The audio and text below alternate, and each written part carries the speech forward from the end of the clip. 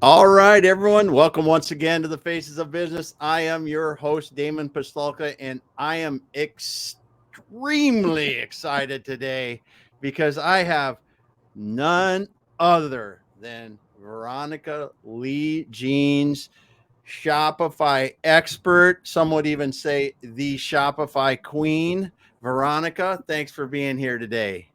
It's an absolute pleasure. I love coming on to your show. It is very exciting. We have so much to talk about. I'm like, can't wait. Ah, no doubt. And you brought it up there. You are a repeat offender. I mean, it's great to have you back, and I agree. There is so much changing.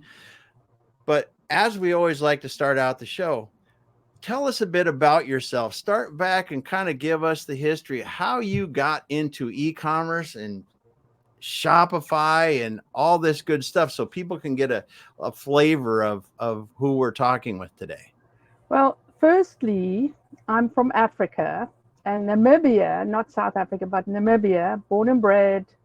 Lived a little bit in South Africa, collected a husband and two children, and then moved to Holland, um, supposedly for 6 months, and we got stuck for 8 years. It was fabulous, fabulous.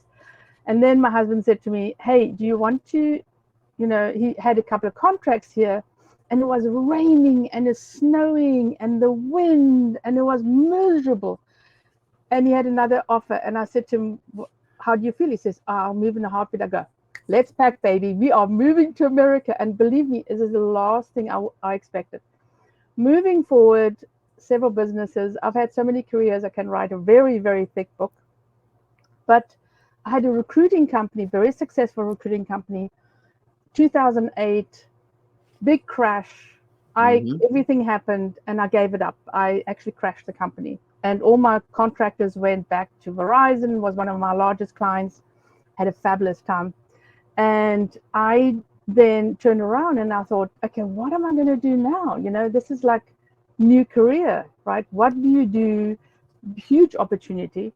So I decided I'm going to sell something online. And this was pre e-commerce excitement, right? This was the Yeah. big brands were not online yet at this stage, only small businesses. So I happened to talk to a sales guy at one of the shopping platforms. And I've got so much I'm a certified systems Microsoft systems engineer, one of my careers. And I one of the school teachers said to me, "Hey, you know websites, teach the children." I go, "No, I can fix your computer. I can't do websites." And I did one of those, how to set up your website in 24 hours. Took me a week, but I managed and I taught them. But anyway, moving forward again, I thought, I've got this knowledge, and he started sending me customers. This was so sweet. I mean, it's like you sit there and you go, "I've got my computer up," and he goes, "Hey, can you help this customer? Hey, can you help this customer?" And I go, "This is fabulous." Anyway, that's how I got into the e-commerce side. Instead of selling something, I started helping people. But also, again, I've got all this business experience from all over the place. And I was looking for a shopping platform that had an international reach. And Shopify was the first shopping platform that you could get, a credit card company or a payment provider, international payment provider. And specifically in South Africa, which was majorly difficult compared to Europe or anywhere else, or Canada or Mm-hmm. anywhere else, right? So, and that's how I discovered Shopify. I just fell in love because it was so easy compared to the other shopping platforms. It was so easy to set things up, to actually do something. And one of the things that I was really excited about is how, well, I'm not really that excited since I write the books, but how progressive they are or aggressive they are in actually listening to customers and their Shopify partners to actually implement stuff. So it it happens a little bit fast. Like you go, "Oh, Mm-hmm. wow, they're doing what?" But they do listen. And as I said, I write the books and I have to update them approximately every 3 months. I'm lasting now 6 months. But and with everything around us changing so much, Facebook, Instagram, we've got TikTok. which might disappear. Who knows? Uh, Mm-hmm. Google is just killing us right now. I mean, is Yeah. is those major updates and everything, and they, AI is this, the algorithms. Amazon is part of it. So to be a business on your own is so challenging these days that it is just very difficult, right? Mm-hmm. So, Mm-hmm. That's for sure. So you mentioned your books a little bit. Tell us about the books, the series of books you've written about Shopify. well, I started because I got tired of talking about the same thing over and over again. So Yep. I just jumped into it. I didn't know how to write them. I didn't know how to write whatever. I just went boom, baby. And I didn't have an editor, by the way. So I relied on Grammarly. And I didn't realize that Grammarly changes the structure of sentences. I got this really bad review. This guy said, and I'm still remember it, my first book, 2021, he said, this is a really good book, but the grammar is terrible. But anyway, I've learned a lot since then. I've had an editor. And so what I do is I write a totally step for step, easy to follow, how to set up your store. And not obviously Shopify, but Mm-hmm. not just that. I put in all my experience from, e-commerce and domains and barcodes, how you get barcodes, and everything around what you have to do in business. And so I do a lot of um, pro tips, but literally, if you follow my steps. So here's what I found. One of my clients, she popped in about last year, halfway through last year, probably June, July. We were working away. And so she said, you know how I started my Shopify store? She's very, very big on Etsy. She had one of my workbooks, which is like the plainest 1, 2, 3, 4, 5, just check them off and do it, right? She says, this is what I bought and how I set up my Shopify store. so, so the abbreviated version works as well. But I'm a very much because I've got customers that have no technology experience. They Yeah. have no idea about online. Mm-hmm. They come up with questions. Does Shopify pay my tax? No, this is not Amazon. This is Shopify. This is a shopping platform. Um, you know, how do I create an order? Where do my customers come from? Oh, they're very, very simple things. A guy called me today, says, okay, I've got these payments into my bank account, but they didn't really make sense. Because so I said, well, Shopify actually pay you in bunches. So if you get a whole bunch of orders, boom, it moves into your account. So it's those little things that people don't realize that they need to do. Last Yeah. what this year, one of my clients called me. She said, you know what? She texted me. She said, there's another website that has cloned all of my products. Every single product she has got about 6,000, 6,500 line items, which is obviously, extra large, large, Yeah. kids clothes. They cloned everything, including the shipping insurance. So it's a cloned website. They offer 50% discount. You don't get the products, but they get your credit card. So what they did is they registered her domain name with .shop extension. And there's nothing you can do, right? They own the domain name. Yeah. So we send a big newsletter out to all the customers saying, this is what's happening. Please, please. And she found out from another customer that bought something on there and said, oh, you're offering 50%. She goes, I don't offer 50%. Mm-hmm. So that's what happens. Those little things to protect yourself is a lot of times when you that's where my expertise comes in, right? Yeah. Yeah. Those little things to protect yourself. Well, and you mentioned one that I think is like makes people shudder when you think about it being e-commerce, and that's sales tax, Oh, right?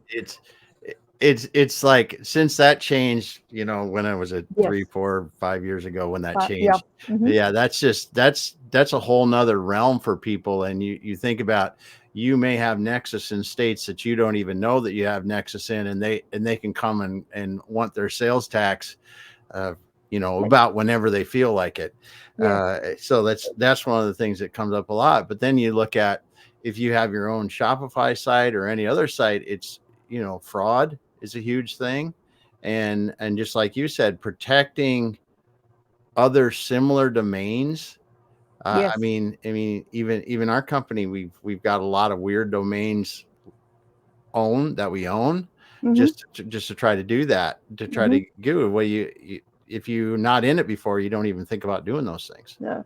So I've had one of my old clients. In 2000, I set up my first store on Yahoo Shops, and believe me, this 2000. 2000, right? This is like Nice. pre-e-commerce, and I had to code every single product by hand Yep. manually. 3,694 products or 96 products, screws and poles and everything. He was a flag seller. Okay. A guy, he had a warehouse and everything. So his website was a singular, like flags and flagpole.com.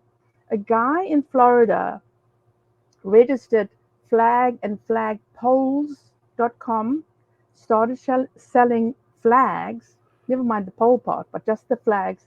He made $1.5 million, where this guy was making $3 million with all the overheads. That's how Yeah. scary it is. Because, and everything is fair in love and business, right? So one of my little weak clients, I won't mention who she is, she registered one of her competitors' domains that they forgot to register, the plural. She Mm-hmm. actually got customers from them. So if this was reversed, this could happen to you, right? Mm-hmm. So there's a lot of nuances that you have to think about. And you're talking about sales tax. It is scary how little people know about business, right? So one guy said I said, "Do you have a sales tax certificate?" He goes, "What's that?" I said, "Well, never mind paying in your state that we've got Nexus. Well, you are doing, he was doing drop shipping, the merch thing that everybody's into, so easy to Yeah. get into and everything. Now you have to be sure that you know where it's shipping from, right? Mm-hmm. Because that's your Nexus as well. So, and people go, I have to do what? And I go, oh, yes, you've got to be so careful right now when you're doing drop shipping. And it used to Mm-hmm. be such an easy entry point, right? Oh yes, I can do this, and I'll drop ship from here, and I'll be selling all this other stuff. It's a total different ball game now, and the states are, I would say, in the last year, 2 years, the states have become so much more aggressive to what are they doing. All they have to do is check on websites, right? And make sure, I mean, there's so many ways to find out where you're shipping from. Mm-hmm. And all they have to do is just look at the websites. And obviously they're going for the big websites, but they will start catching the little ones as well. I mean, Yeah. it is going to happen. Definitely going to start happening. And Yeah. don't get into trouble for $5. I mean, for goodness sake. Yeah. Yeah. That's an understanding the nexus too, because there are usually limits to how much business you have to do in a region. But when you look at some of these states like a New York or a California, where you're this zip code where you ship into is different from the zip code beside it. I mean, Yeah. this is a Yeah. significant thing when Yeah. you start to scale a business. And Yeah. that's also why the rise of so many companies that can help with the sales tax now Oh, too. there's always business, right? But Yeah. also, if you say, for instance, if you start a business wherever you are, and so you have Nexus in, say, Nevada, right? And then you are drop shipping, or your products are being shipped out of Florida, you have to have a sales certificate for Florida as well. So people in Florida have to pay sales tax, right? And with my language, I keep saying to people, you got to pay the taxes. And I go, okay, you're not paying the taxes. Your customer's paying the taxes. It's just a flow through for you, Yeah, right? But it is. it is your responsibility. Yeah. Yep. And I think this really shakes the tree a little bit. It's like a recession, shakes the tree a little bit, gets those little small companies go disappearing, or the bad companies disappearing because they don't have overviews or whatever, and so it gives other people more opportunities that really want to create a good business. Yeah. Yeah. So we kind of got down the rabbit hole a little bit there, but and it's great because I think people looking at and thinking about e-commerce, especially B2C e-commerce, I mean, this is one of the things that's really changed a lot. But as we look at this and you look at over the past few years, do you think that while there's some of it's gotten difficult, some of it has gotten a lot easier for people to get into e-commerce? Yes, I absolutely. In fact, I had this conversation with my mom. She started business. She was 60 years old, finished with the bank. That she's 88 right now. So that was 28 years ago. When she started a business, she needed a bank loan. She needed to make sure she has collateral and all this other stuff, right? Yeah. Now, when you start a business, you can open a store and off you go, right? It is literally up to you how much business you can do just by being on social. I mean, I have a Mm. cigar guy that sells more on Instagram than on his website. That's how he Wow. started, right? And so, because, nobody likes cigars, and, he has a huge handicap. But that's just shows you how easy people literally Venmo him the money for an order. That's how easy it is to make money online, right? Yeah. Don't you love it? He goes, he's driving me nuts. I've got all these little pieces of paper. I said, don't worry about it. We'll automate it for you. But this is how easy it is to actually do something online these days compared to 28 years when my mom started. So, I mean, it is easier and also more difficult because everybody goes, yes, I'm here. I'm selling. When are the sales coming in? So that doesn't change, right? It's Yeah. the effort you have to put in to run a business and to make sure that you can actually get some sales. Nothing happens overnight. And so one of the big things as well, what I find with say, for instance, with somebody that has a corporate job that wants to do something on the side and they can't really be online to do anything, super, super difficult. That Yep. takes twice as long, right? Because I think, and let's talk about the big elephant in the room, AI, right? Mm-hmm. Especially with AI. I mean, it's already happening that people have to be online. Your customer has to know you, love you, know you, and they'll buy from you, all that good stuff, Yep. especially if you're a small business. But now with I think it's going to become even more difficult to get going than what it did before because so much of it is a little bit fake and also a little bit too easy. And then Google, gotta love Google, right? Google is my other big elephant. Well, it's actually a giraffe. Right? You call it a Yeah. giraffe since I'm from Africa. They are the guys that are going to go, okay, we've got AI, but if you put all this junk out there, I'll cut you off at the D's, right? And there are. I've actually looked at some websites that are de-indexed. I've never heard of a website being de-indexed, which is Yeah. boom, they're offline, right? It's the same thing with if you take off, sorry, take off Facebook, Yep. Instagram, Etsy. I've had clients, some instances where somebody said to me, she was doing a consulting out 2 hours with me, and her business got shut down overnight. I don't know what she did. I forgot what she did, but her business got shut down overnight. $150,000 a year business. Her daughter's business got shut down because her daughter was her admin. And so here's another example. Amazon, boom, down. One of my acquaintances is the Amazon guru. I mean, what she doesn't know about Amazon is amazing. So one of the client that we're working on, his account got closed down because one of her clients, but she runs four businesses on Amazon, one of her clients forgot to update their trademark. Oh, yeah. All four got shut down. We have been in Amazon jail for a year. For a year. She literally had to go to Amazon lawyers, not the Amazon lawyers from Amazon, but Amazon lawyers that know about Amazon, to actually get this resolved, because you can't talk to anybody, right? It's just, No. they're not interested.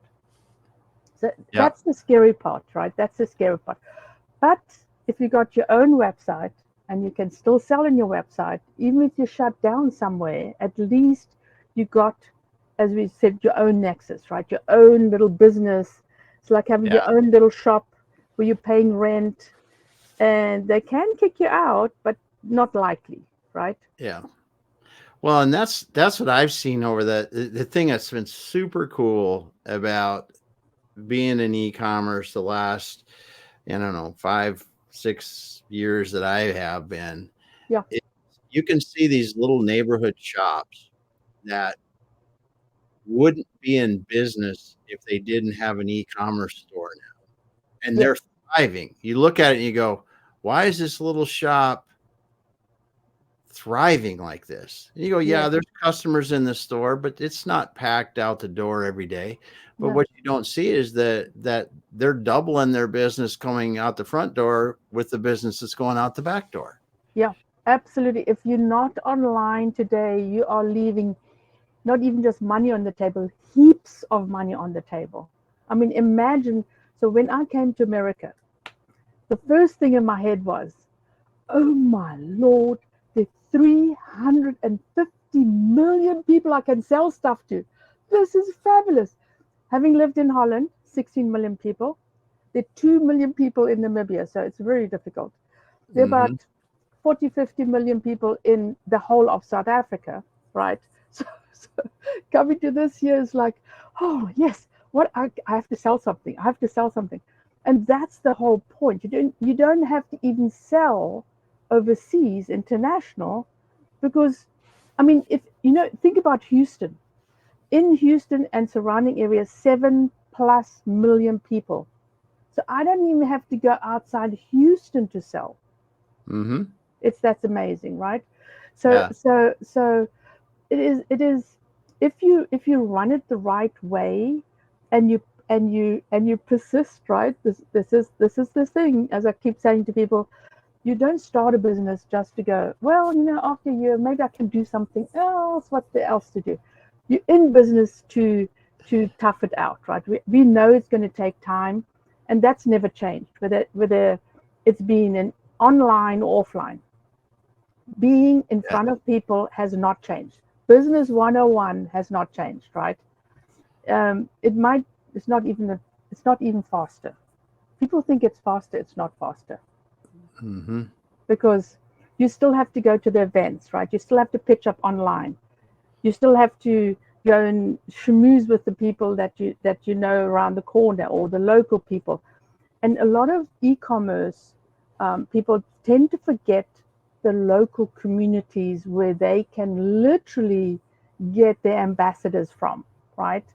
I mean, this is what anyway, both of us, I'm sure, since my gray hair is all covered up, but but you know that I used to be another queen, like the networking queen. Everybody thought I knew everybody because I was at breakfasts and lunches and wine things and networking and events and conventions and whatever.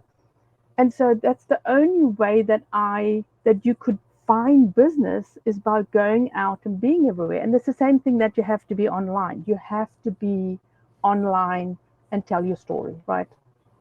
Mm-hmm. Yeah, definitely. And building that community, whether it's across the parking lot, down the street, or across the globe, or even across the United States in this case, that's really how you build that business Yes, over time. Uh, absolutely. Absolutely. and when I look at some of these things, and you see some of these people say, oh, it's easy, you can just start it up and start going. It's like it takes a bit more work than that, but like you said, if you persist, there's some Yes, really interesting things yes, that you can do. And it comes back again to, I love how it has reinvigorated some of these small communities, because these stores unbelievable. they can thrive. They're in their community. They didn't have to move to, say, to Houston or someplace like that, where you have a huge Yes, population center, yes, and they can be good. I mean, for me, there's one I'd like to talk about a lot, and not that I drink excessively that much, but there's a liquor store that's out on the peninsula here, because I'm north of Seattle. It's out on the peninsula in a small town. This liquor store is one like I've never seen in my life anywhere, because they sell twice as much out the back door through e-commerce as they do out the front door with people coming and buying. But if you want to go find a special tequila or vodka or beer, wine, whatever that you want, they've got a 3,000 square foot wine cellar. They got what you need. You can find it there because it is so popular online that they have built this, just, I mean, you just go in, it's like the Taj Mahal of places to find your favorite booze. yeah. So, It's the and same thing with my cigar guy. I mean, he's somewhere in Massachusetts, in the tiny little town, has a little cigar shop, and this is what he started. He said he should have had his head read, because he didn't. He thought it was a good idea, but again, it is. You can be in this little town and sell stuff. Sell, yeah, make more money.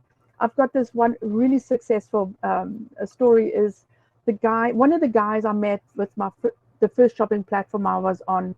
He had a when you have the fish tanks and all of that, he sold everything to do with fish, but not the actual fish. And so he said he was paying $1,600. That was like 10 years ago. $1,600 for rent, maybe 15 years ago. And he was paying, people.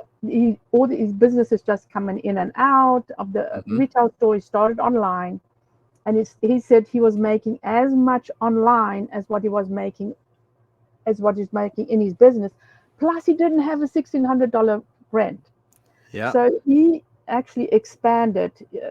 It just happened to one of his distributors said, we're selling this O-ring for pipes and stuff. And his distributor said, no, I only make $1 or whatever from this.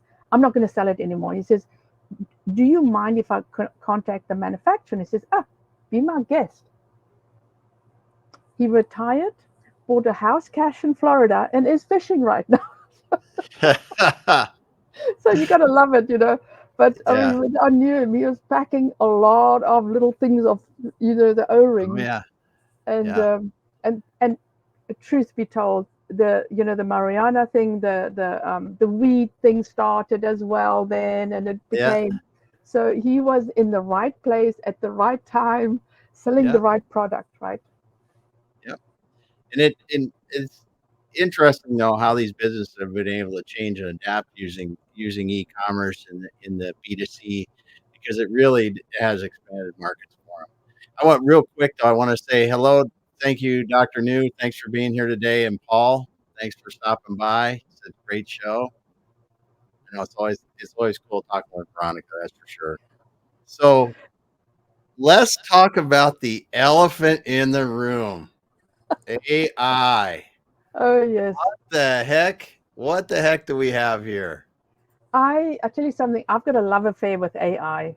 He's the greatest guy in the world. My husband is jealous, right? Super jealous. Because I can't stop talking about him. Anyway, so AI, yes, AI. AI is it's fabulous. all I can say, it is fabulous for all the stuff that you have to do for your business, especially as a small business. You have to be social, you have to write blogs, you have to write product descriptions, you have to be fresh online. It makes your work that took 10, 15, 20 hours into maybe a 5-hour situation, right? Where you can quickly crank stuff out and even sound very intelligent, right? It's like, what the hell is this woman writing? And so for me, I mean, on the back end of e-commerce, the product descriptions, the FAQs, the blogs, I mean, it's blown up. One of the things, I mean, I know basic HTML, right? I've always been on the fringes. I can understand JavaScript. I actually did a course in some other coding, but can't remember what it is.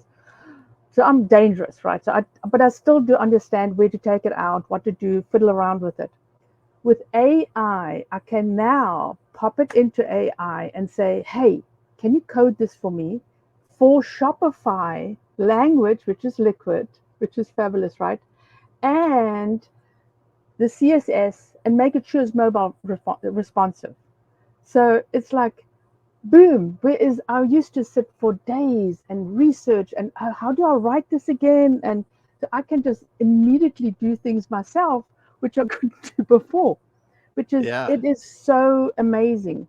But because it's so new still, and especially because people are just starting to get into it. Obviously, if you've been in the business and you business coaching or writing or whatever, we've all been very excited about it.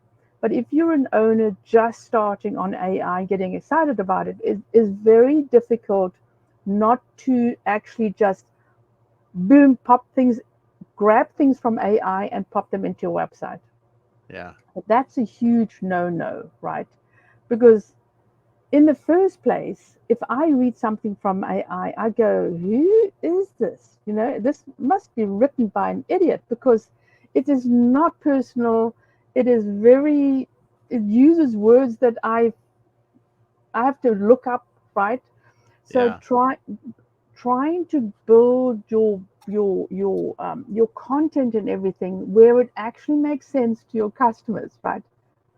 My 6-year-old has to read it, so that's where you have to look at. But again, it is, I can't say how absolutely amazing it is going to be, or it is, to actually write content and get people enthusiastic about writing content. Because every time I do a free workshop on Mondays, I've got about 10 people in there every Monday. And so yeah, I've been hammering on blogs for years, because there's one thing that you can attract people to your website, right? You pop it out there, it comes back to you. If I start talking about blogs, they go boom, boom, boom, they're out of my workshop. They're like, I don't want to hear. But if they have been doing it, and they've been steadily writing about it and increasing their content and increasing the length of their blogs, the best traffic they've seen is to their blogs, which means that their sales go up as well, right? Because people pop in, they see your products, and you start selling. Plus, you're solving somebody's problem. And but again, AI. I mean, just emails. How hard it is to get a email header for your newsletter. It's like, oh Lordy, for me that's the hardest thing. But now with AI, you just pop it in there and it gives you several suggestions, and you go, this is not good enough. Okay, give me some more, right? And you immediately, within 5-10 minutes, you've got something that you can use. And what I do is I always personalize it, or I change the words here and there.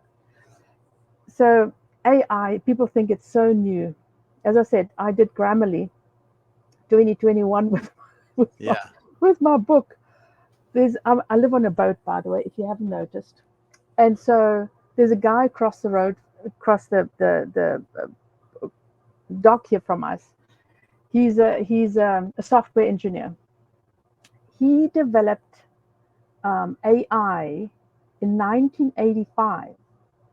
Yeah. That's how long it's been around. I mean, people go a little bit freaky, but obviously, like with anything online, it's like like e-commerce. I would say in 2011, 2010, 2011, big brands weren't online. Mm-hmm. In fact, I had a Nigeria lady that lived in New York, used to buy sales stuff from big brands when they do the big sales, pack Yep. them up, ship them to Nigeria, have them online where people will buy them. So, but within 2-3 years, it disappeared because everybody went online. Mm-hmm. So that as in everything that's technology, it like starts slowly, and then just does that, right? Yeah. And it's the same thing with AI. I mean, it's moving so fast right now. Google came out with Vlogger. Have you heard about it? No, I have not. Oh, you can create a video now with an avatar that looks natural. They actually move their body, and it actually looks real. Mm-hmm. So, and people go, oh my God, this is bad, blah blah blah. My point is now people like I can say all my customers, right? I do not have one of them that will go online and do a live, not one, right? Mm-hmm. I don't want to be in front of TV, but they have to be, because this is how they get to know or the customer gets to know them and feel comfortable and come and buy. But now they have the opportunity to put their words into a video that they can put out, right? Mm-hmm. Even just being like a influencer, right? Mm-hmm. So you have somebody representing your company, and they can use that and actually benefit from that type of thing. So Mm-hmm. blogger, yes, it's new, but Yeah, I've seen some of that before. It was about a year ago I saw some. It was pretty choppy then though, and I just recently saw some with an advertising company that was this is really promising, because you look at things like television advertising, yes. and you look at, okay, if I'm going to produce a television commercial, I'm going to have people in it. I'm going to do that. It's going to take us edit time. It's going to do all this stuff. I'm still a proponent of the fact that speed surpasses quality at a Yes, certain point. yes. And we don't, while people that are my age can understand what old television commercials are like, but now when you look at the vast majority of the buying public, Yeah. they're used to YouTube, they're used Mhm. to TikTok, Instagram, and that video quality, while it might be high resolution, it's not produced. It doesn't have to be produced. So we can, if I'm going to do say I'm going to do an ad of some sort of video Mhm. ad, and I can generate 10 of them in Mhm. 4 hours using AI that are pretty good, or it's going to take me 4 weeks to generate one good one, and it's going to cost me $10,000 to do that one good one, or it's going to cost me $500 to do the Mhm. four of them. Mhm. Who wins? Mm. And Who and you wins? and if and the videos are getting shorter, so nobody Yes. really notices, right? Because you have to get that message in the first 1 second, right? Yep. 1 second. You have to do something different. And so if you're not that way inclined, what are you going to do? You're going to really lose out. And I'm always talking to my customers about take little short videos. I've got a lady that sells heavy steel brackets that her husband and her father-in-law actually weld in the shop. I said, Mm-hmm. go and take a video of those, Welding. Yeah. oh my God, it's fascinating, right? Everybody will watch it, right? So those little things, and it has to be just instantaneous, like quick, quick, quick, put it in. Oh, here's another one. So if I don't think if you can hear any noise, but if I was in my main salon, I have a really old, this is an old boat, really old, I need to say vacuum cleaner, but air conditioner, really loud air conditioner. Mm-hmm. I can now do a live and take the noise out instantaneously. It's called Veed.io. I'm in love again, right? I mean, it's just brilliant. Or you use Opus to chop your videos in small pieces. I've never done it because it's like, who the hell has time to do that, Yeah, right? yeah. Right. So that for me is like, I'm just like, what am I going to do? What am I going to do? Right. So, Hmm. but even, even the little things like, for me, chopping the video up so I can have the people that work for me actually, oh, this is what I need to do. This is what I need to do. That's what I need to do. Or you send it to a customer. You go, hey, or client, right? Hey, this is how you need to click on this and this and this, because they talk to me and go, okay, how do I do this again? Yeah. Because they don't remember, right? They don't remember.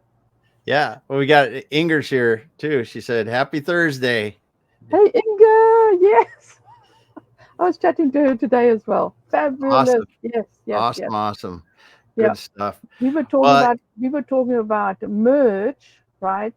And so I'm in love with e-commerce. I love e-commerce because it's just business and you can sell stuff. Anybody can have merch on their website. Just think beyond t-shirts. So if you have a business like Inga, right, and you are coaching and consulting, then you can have journals, you can have cups, those little things that it's not really where you're going to make a lot of money, but it just enhances the way what you are. You're giving your customers more stuff, right? yeah. Yeah. That's a great point. And something that I don't do well. But but I, it's true. I don't. I come up with so many ideas. I'm actually Yeah. writing my new book. Is going to be a little bit different. Okay, Okay.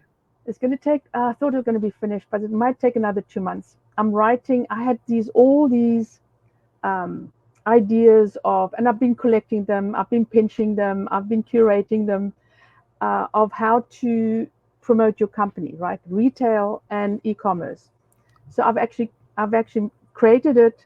I'm creating it and I'm expanding on it to say why it's good, how to implement very briefly, right? Little bits and Mhm. pieces and examples. And I've come up to 179 ideas already. But it's Nice. like, I need to finish this book. But it's just that you need to know all these little things that you can do with your business. And when we're talking about local business, right? Hmm. So you're a business person, you're an online business, 179, yeah. You're an online business, e-commerce. You have children. Sponsor the team with t-shirts, right? Now you've got these kids that are going to grow up and earn some money, but you have the parents and the Hmm. grandparents that love you because you gave the t-shirts. Yep. Um, I mean, we know silent auctions, Oh yeah. connecting with the Chamber of Commerce, which I haven't done, by the way, but not down here, not down here. In Houston, I did. But it's just those little things that you need to be reminded of, hey, oh, this is a great idea. So anyway, this is my new book. It'll be out in 2 months, I hope. I'm really working Nice. hard on it. And it's just going to give you lots and lots of ideas of communicating with your customers and sponsoring a TV night or a movie night at your retail business, right? Yeah. Yeah. Good stuff. Good stuff. Well, Veronica, it's always a pleasure talking with you. And um, before we leave, what's the best way if someone wants to talk to you? I mean, because you are the quintessential, in my mind, the expert that I go to talk to about Shopify and these kind of things. So how can people get a hold of you if they want to? Well, obviously, website veronicajeans.com. I'm online. I love Messenger. I'm on WhatsApp.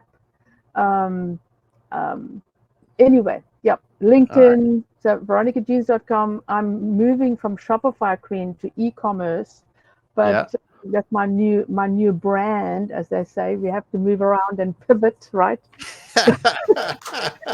because I have to sell more books. This is all about the books, by the way. So I can actually sell books more on the e-commerce side, because one thing I've discovered is Amazon, when I did my first book, Amazon was selling it with all my competitors. And I thought, oh, no, no, no, no, no, no, no, no, no, no. So I quickly put out another 2 books. So it was, they recommended my 3 books to the guy. Yeah. You got to be up ahead, right? That's the way to stay ahead of it. I know, right? I know. Yeah. Well, thanks so much for being here today, Veronica. And Veronica, Ecommerce Queen, Shopify e-commerce expert. I want to thank Dr. New, Inger, Paul for stopping by, Inger for all the awesome comments. Thank you so much. And if you got into this late and didn't listen from the beginning, go back to the beginning, start there, because Veronica was dropping a lot of valuable information if you are in e-commerce, thinking about e-commerce, and especially if your e-commerce is B2C. So just go back and listen to that. Veronica, hang out. We'll finish up offline. Thanks, everyone. We'll be back again later.